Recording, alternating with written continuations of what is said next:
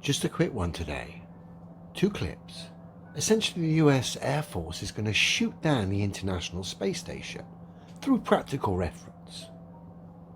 First clip is a little short clip discussing the suit the pilots of the U-2 spy plane wear. Second clip is a NASA astronaut absolutely annihilating the International Space Station off the back of this practical reference. So let's have a look at the first clip. If by instance they were flying at the altitudes that they fly at and they were to open their helmet up to like scratch their nose, if at that instant they were to lose cabin pressure, the blood in their body would instantaneously boil and be instantaneous death. So we have... Yeah, that wouldn't be a good day at the office. So essentially they fly. Service ceiling height for the U-2 spy plane is approximately 70,000 feet. Plane flies just over 400 miles an hour, okay? Just to give you some idea of the circumstances. And if the plane was to lose cabin pressure, as the pilot had had his visor up, scratching his nose or whatever, his blood would boil instantly. Okay?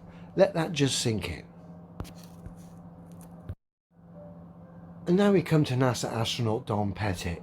Essentially get caught out and exposed here by a question he had no idea was coming. You have a whole series of O-rings in here and a shaft that you rotate. So, I mean, like on the space station, how many of these would you have? 7, because we have 7 windows. What happens if you get a leak on that? Then you have a leak. You just look at that face. Then you have a leak. He hasn't got a clue.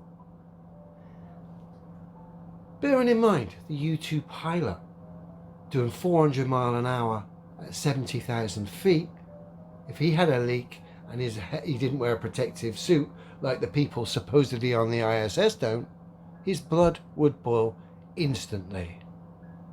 Strange that all those miles up, supposedly orbiting a ball at an altitude of 245 miles with speeds of 17,500 miles an hour, if you have a leak, it's not an issue. In fact, I don't even know what to do. Look at his face. He had no idea this question was coming, and because of that, he's exposed the game big time. If you were in any situation like that, military, space, you'd have drills drilled into you for every scenario going. It just wouldn't be like, we have a leak. Particularly given the fact the U-2 pilot's blood would boil without his spacesuit on. These clowns are supposedly doing ludicrous speeds in a tin can orbiting a ball, hundreds of miles up, higher than the U-2 spy plane. And if you have a leak, you have a leak. have a leak. And what you would do you is lose air. Yeah, you would probably seal the whole cupola off. And then there's probably a plan, I don't know off the top of my head, but there's probably The fact you don't just exposes it. You've been there.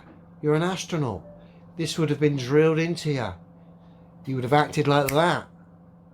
But you don't have a clue, fella. And this would kill you instantly, just based off a real-world practical reference that has come from the United States Air Force. Sorry, mate.